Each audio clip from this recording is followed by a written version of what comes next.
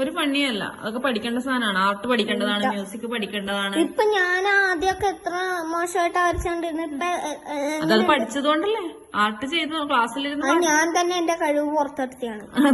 പണ്ട് പുറത്തെടുക്കാതിരുന്നത്. പണ്ട് ആ സമയത്ത് എനിക്ക് പറ്റിയില്ല, ശ്രമിച്ചു പക്ഷെ പറ്റിയില്ല. അതുപോലെ അങ്ങനെ ആ കുട്ടിക്ക് അങ്ങനെ വരച്ച് പുറത്തെടുക്കാനൊക്കെയുള്ള കഴിവ്, പിന്നെ അതിനുള്ള അവസരം കിട്ടണ്ടേ? അല്ല ആ കുട്ടീനെ അപ്പോൾ ഇംഗ്ലീഷ് എച്ചമ്മയുടെ പറഞ്ഞാണ് കേട്ടോ. എച്ചമ്മയുടെ പറഞ്ഞ എച്ചമ്മേടത്തിനോട് പറയണം. അപ്പൊ നിങ്ങള് അങ്ങനെയല്ലല്ലോ, എച്ചമ്മയുടെ അവന് പിന്നെ ആർട്ട് ചെയ്യണ്ടേ, ആർട്ട് പഠിക്കണ്ടേ, ആ കുട്ടിക്ക് വരക്കാനുള്ള താല്പര്യം ഉണ്ടെന്നൊക്കെ പറയണ്ടേ നിങ്ങള്? അവന് എന്ത് വരയ്ക്കാൻ താല്പര്യം ആ സമയത്ത് നിറച്ചു. ഞങ്ങൾക്കൊക്കെ വേർത്ത് അവന് ഇങ്ങനെ അടി കൊടുത്ത അപ്പൊ അടിക്കണം. എന്തിനാ അടിക്കാൻ എനിക്ക് വന്നപ്പോന്ന് ഞാൻ അപ്പൊ തന്നെ അടിച്ചു കൊല്ലും. അല്ല, എന്ത് നീ വായിക്കാൻ ഹെൽപ്പ് ചെയ്തില്ല അവനെ? എത്ര ഹെൽപ്പ് ചെയ്തു? അടിക്കണതാണ് ഹെൽപ്പ്. അടിച്ച് പഠിപ്പിച്ചു. അടിച്ചു പഠിപ്പിക്കാൻ നീ ഒരു മാഷാ?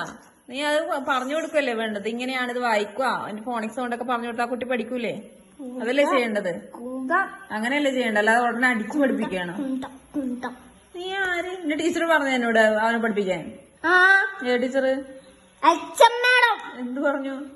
ഇവനെ പഠിപ്പിക്കണം, ഈ ഹോളിഡേ ഈ ചാപ്റ്റർ ഫുള്ള് പഠിപ്പിക്കണം. പുസ്തകം കയറില്ലേ? എന്നിട്ട് നീ പഠിപ്പിച്ചാ? നിനക്കറിയോ വല്ലതും പഠിപ്പിക്കാൻ? അറിയാം. എന്ത്? It was a holiday. Gita and Bubbly were playing. They played many games. Both of them skipped the rope. They played hide and seek. കഴിഞ്ഞ ഇത്രയുള്ള കാര്യം. എന്നിട്ട് അവന് വായിക്കുന്ന അത്രയും വായിച്ചില്ലേ? ഉച്ചാരണമൊക്കെ ആ കുട്ടിക്ക് അതുപോലെ അക്ഷരസ്ഫുടത ഉണ്ടാവില്ല, അതുകൊണ്ടല്ലേ. ഇല്ലാത്ത കുന്താണ് അവന് അക്ഷരസ്ഫോടനമായിട്ടുണ്ട്. അക്ഷരസ്ഫോടനല്ല, അക്ഷരസ്ഫുടത. സ്ഫുടതായിട്ടുണ്ട് അവൻ. എന്നിട്ട് ഇതിപ്പോ എന്താ പരിപാടി?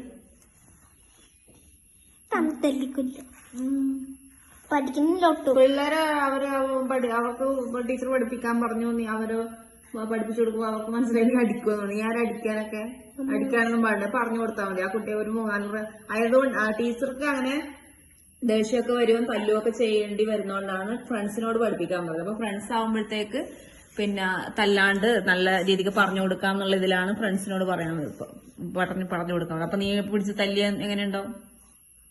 പഠിക്കണ്ടേ? അത് പഠിച്ച ഫ്രണ്ട് രീതിയിൽ പറഞ്ഞാൽ അവന് ഒട്ടും പഠിക്കില്ല. ആരിത്?